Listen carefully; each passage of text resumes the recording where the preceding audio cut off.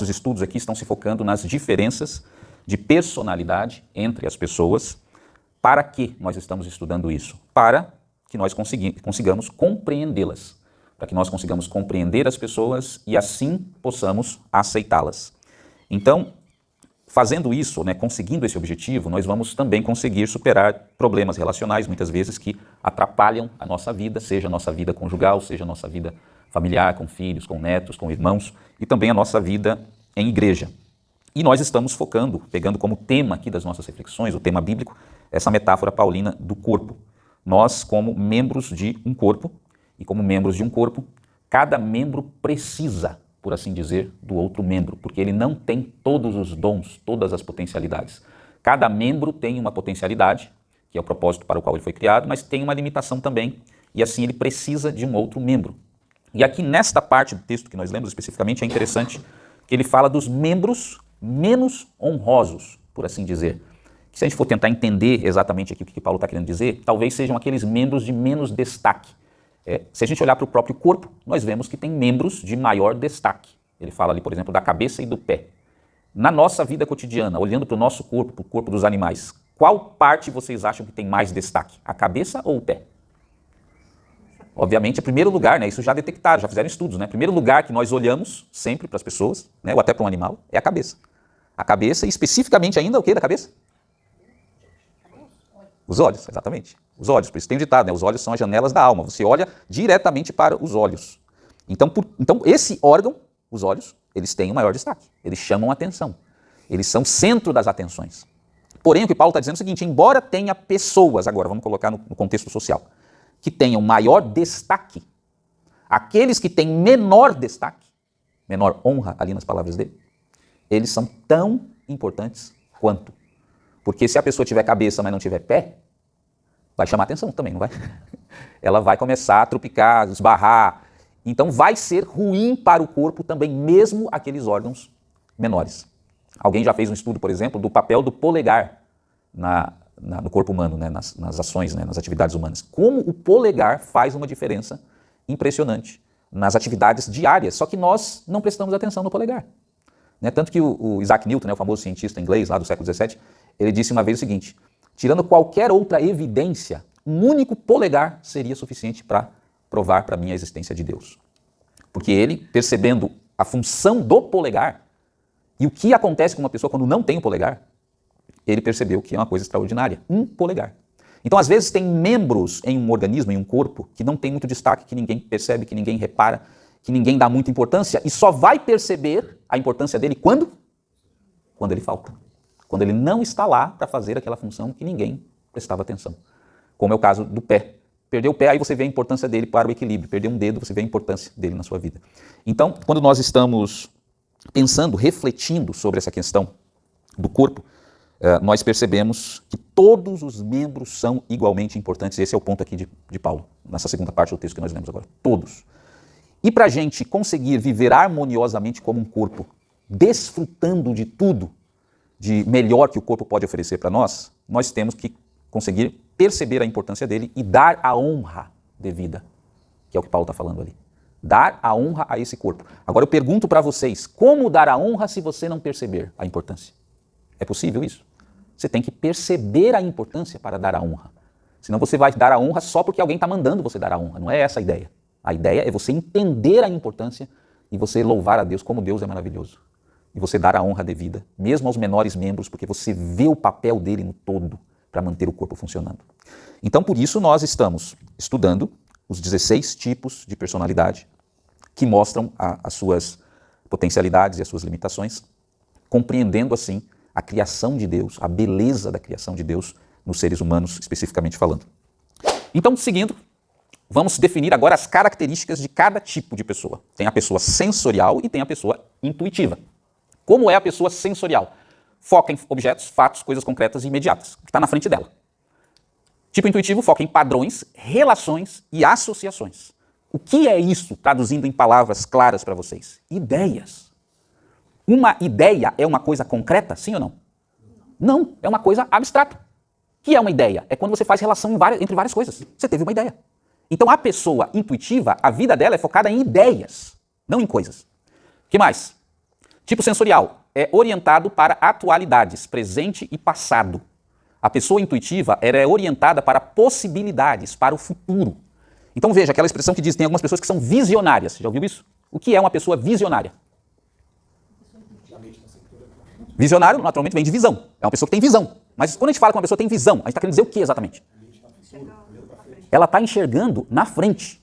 Ela tem visão. Ela olhou, dizem que o pastor Antônio aqui olhou, passou pela frente desse terreno e teve a visão da igreja aqui. Mas ter essa visão da igreja quer dizer o quê? Que ele viu o futuro. Ele olhou para o futuro. Aqui daria uma boa igreja. E ele não sabe exatamente quais as relações que a cabeça dele fez. Eu sei que a cabeça dele fez várias relações para ele entender que aqui daria uma boa igreja. Isso é visão. É uma pessoa visionária. Mas veja, a pessoa visionária ela está orientada para o futuro, para possibilidades. A pessoa sensorial ela está orientada mais para o presente, para agora, o que está aqui, e também para o passado. Por que para o passado? Por causa da memória dela.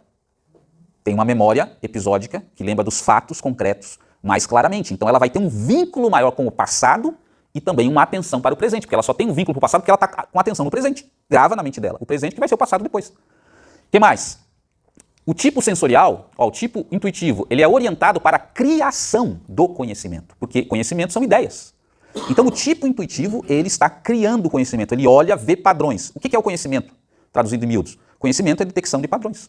Todo conhecimento é detecção de padrões. Você detecta padrão do mundo, que nem Galileu Galilei disse, né? A natureza é o grande livro escrito por Deus em formas geométricas, triângulos, círculos, etc, etc.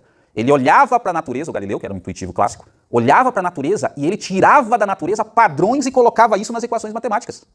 Então, o conhecimento é você fazer exatamente isso, você olhar, ver os padrões, traduzir em ideias, palavras e transmitir para os outros. Então, isso significa que o intuitivo, ele é orientado para a criação do conhecimento. Já o sensorial é orientado para o quê? A aplicação do conhecimento que já foi criado. Criar conhecimento não é a praia dele. A praia dele é pegar assim, ó, Priscila criou, agora eu vou pegar isso aqui e vou aplicar. Se já foi testado, né, provado que funciona, o conhecimento dela, eu vou aplicar, senão eu não perco nem meu tempo. O que mais? Tipo sensorial, tipo intuitivo, vamos começar aqui. Ele tem abundância de ideias, essa é a característica dele. Ele é original, ele é criativo. É aquela pessoa que a cabeça dela pipoca com ideias. Esse não é um problema dela. Agora, o tipo sensorial, ela se interessa por coisas mais práticas, não ideias. Não é original e criativo, não é uma pessoa tão original. Claro, vamos sempre fazer essa ressalva. Todos nós temos as duas funções, repetindo. Só que um vai desenvolver mais uma, outro desenvolve mais a outra. Então, no caso do sensorial, ele está mais ligado à prática, não a ideias. E ele não tem tanta originalidade, não é tão criativo, enquanto que o intuitivo não. A característica dele é esse. Ele tem muitas ideias, e ele é original, e ele é criativo. Porque a função dele é criar, basicamente. E por fim aqui, tipo sensorial, tipo intuitivo, ele tem facilidade de criar teorias, é uma consequência lógica. Ele é mais voltado para as ideias, para os padrões, associações, e uma teoria é exatamente isso. Quando você pega várias coisas, que nem Galileu Galilei, né? Olhou a natureza, viu os padrões, colocou em forma de uma teoria. Então a pessoa é orientada para teorias, para hipóteses, para significado das coisas. Pergunta, o significado das coisas é algo concreto ou abstrato? É abstrato, não é nada que você pega, que você vê. Qual foi o significado do domingo passado, que nós fizemos culto de posse do pastor, teve aquela imposição de mãos, etc. Qual foi o significado disso? Uma nova fase para a igreja. Pode ser um significado. Então, você veja que não é nada concreto. Você tem que associar várias coisas na sua cabeça. Não, aquela imposição de mãos significa que um novo ciclo está começando e que a autoridade foi colocada pela igreja naquele pastor. Então é significado, é diferente. Então a pessoa que é intuitiva, ela tem facilidade, não é que as outras não têm. Ela tem facilidade com isso. Teorias, hipóteses e significado. A pessoa sensorial, ela não se interessa muito por teorias, ela prefere as coisas concretas e palpáveis. Palpáveis. Tá? Então aí está a diferença dos dois tipos, as características dos dois tipos. Sim. Na questão da posse, na visão sensorial, aqui a gente já falou da visão intuitiva, né? Sim. Como ele olharia para aquele evento, para aquele momento. E uma pessoa sensorial olharia, por exemplo, a música não foi bem executada no dia, o pastor pegou muito tempo. Vou dar um exemplo. Vamos pegar um exemplo bem claro em termos de memória. Quando é muito recente, todo mundo vai lembrar dos detalhes. Mas vamos pensar essa mesma situação daqui a 10 anos. Você lembrando disso. Provavelmente, a pessoa intuitiva não vai lembrar de detalhes. Chamaram o pastor lá na frente e colocaram as mãos. Pode nem lembrar disso. Nem lembrar quem pregou no dia. Não lembro quem pregou no dia, né? Alguém pregou no dia. O que a pessoa lembra? O intuitivo, do significado. Não, foi feito um culto de consagração do pastor para assumir a liderança e foi dado posse a ele. É isso que a pessoa vai lembrar, a pessoa intuitiva. Por isso que fala memória semântica, que é muitas vezes traduzida em proposições, frases, palavras, conceitos. A pessoa sensorial, ela vai lembrar dos detalhes do que aconteceu. Ah, não, mas eu lembro. Daí ela ajuda a outra. Não, chamaram lá, aí era o pastor Ricardo, era o irmão Ricardo que estava pregando lá na frente, chamou o pastor. Quem estava lá na frente era a Alessandra, o Marcelo não lembro, né? Qual, tá vendo a memória intuitiva? Era a Alessandra, Luana. Ó, já me denunciei, né? Que eu não sou sensorial. Isso, tinha um irmão tocando violino, Castelo Forte. Então, depois de muitos anos, e às vezes depois de pouco tempo, a pessoa intuitiva, ela já apagou da mente dela essas coisas. Uma semana depois. O sensorial não, o sensorial consegue lembrar. Então, e a dificuldade de falar o significado principal. Sim, ele acaba focando nos detalhes dessas coisas e às vezes deixa escapar o significado. Né? Então é uma coisa linda, por exemplo, ver o meu sogro, que é sensorial, falando das experiências de 10, 15, 20 anos atrás. Ele vai descrevendo em minúcia de detalhes até a expressão da pessoa. Mas como é que o cara consegue lembrar 20 anos atrás como é que era a expressão dele, o que fulano estava fazendo, se estava frio, se estava chuva? É a típica memória episódica do sensorial. Tá, então, para lembrar aqui para o nosso teste, tipo sensorial. Ó, o resumo está aqui. Ó. Ele é focado na prática e no pensamento concreto. A pessoa intuitiva é focada no quê? Na teoria, se fosse traduzir em uma palavra, e focada no pensamento abstrato. Importante vocês saberem a proporção. Tem muito mais sensoriais no mundo do que intuitivos. A proporção é de 1 para 4. A cada 1 intuitivo, 4 sensoriais. 75% de sensoriais, 25% de intuitivos. Por isso que pessoas, né, que gostam de ler, que gostam de estudar, estou falando que faz por obrigação. É raro você ver. E essas pessoas se sentem muitas vezes incompreendidas, né? Porque o outro olha assim para ela e fala assim, tá, mas você vai ler, em vez de estar aí se divertindo, não ocorre a essas pessoas que talvez ler para aquela pessoa é diversão. Bota um apelido nela na sala de aula. Então vamos lá, sensorial é o S, intuitivo é o N. Você já pensou aí se você é intuitivo ou sensorial? Se você tiver dúvida, eu apresento ali umas perguntinhas básicas para tirar a dúvida se você é sensorial ou intuitivo. Vamos lá então, Raquel. Priscila, que faltou, né? Sensorial, Priscila. Essa caneta tem que comprar umas novas aqui, né?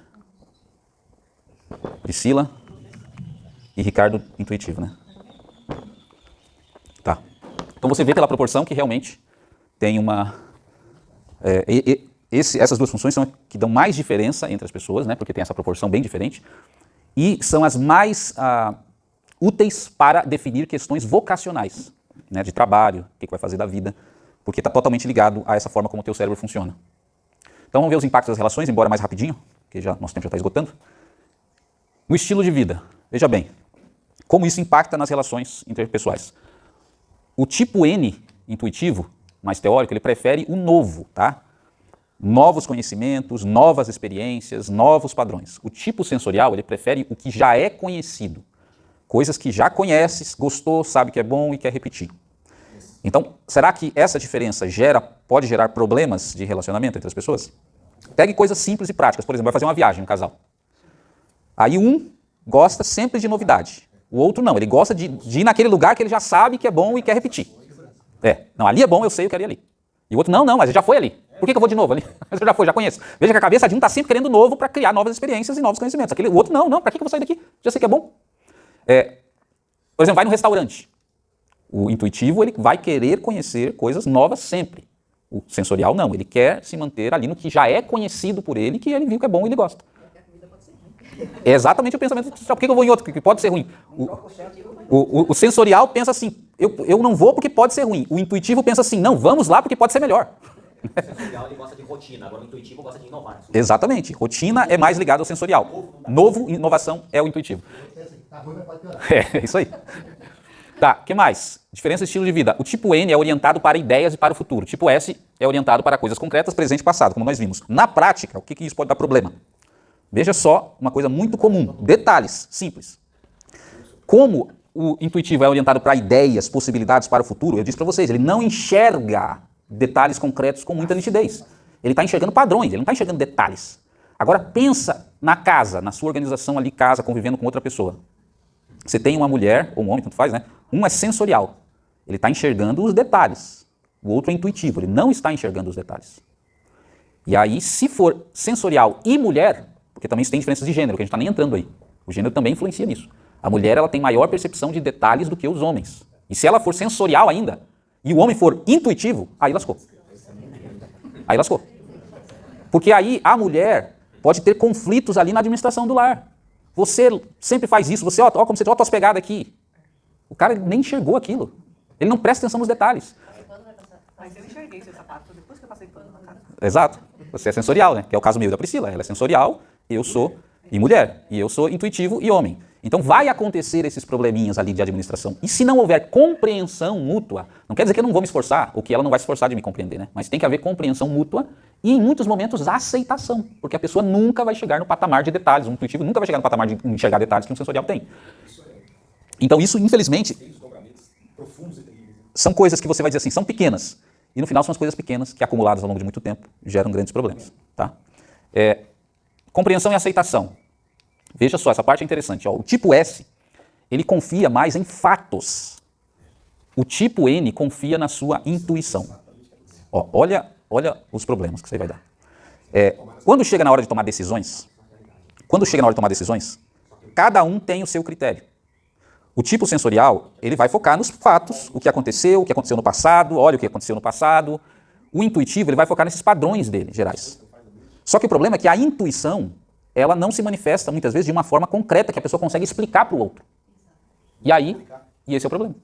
Porque vai gerar um problema que o outro fala, não, isso, o intuitivo tem certeza, vai dar errado. Ou vai dar certo, só que por quê? Não consigo explicar para você por quê.